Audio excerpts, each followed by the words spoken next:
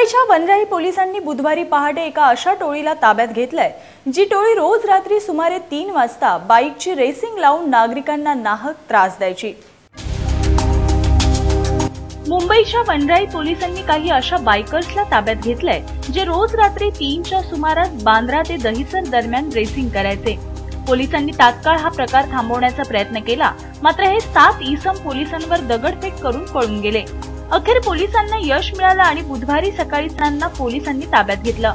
पकडण्यात आलेल्या आरोपींची नावे शुभंकर गोपे वय वर्ष 21, अजय कोलेकर वय वर्ष 21, धनराज बाविशा वय वर्ष 21, रोहित पाटक वय वर्ष 21, अभिषेक बासिया वय वर्ष 20, प्रथमेश जाधव वय वर्ष 24 आणि इम्तियाज खान वय वर्ष 27 अशी या आरोपींची नावे आहेत। तुर्तास पोलिसांनी यांना ताब्यात घेतलंय।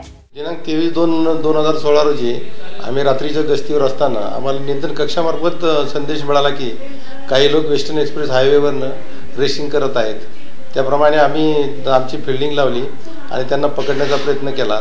तर आम्हाला न्यू अशोकनगर या ठिकाणी काही लोक मोटरसायकलवालीच थांबलेले आढळले, म्हणून आम्ही दोन्ही बाजूनी 2 मोबाईल पाठवून त्यांना पकडण्याचा प्रयत्न केला असता ते मोटरसायकल तिथंच टाकून ते लोक पळून गेले।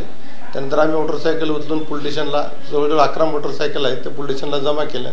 त्यानंतर त्यांचे नंबरवरून त्यांचे पत्ते मिळाले आणि 7 लोकांना अरेस्ट केलेले आहे आणि बाकी लोकांना अजून अरेस्ट करणं बाकी आहे।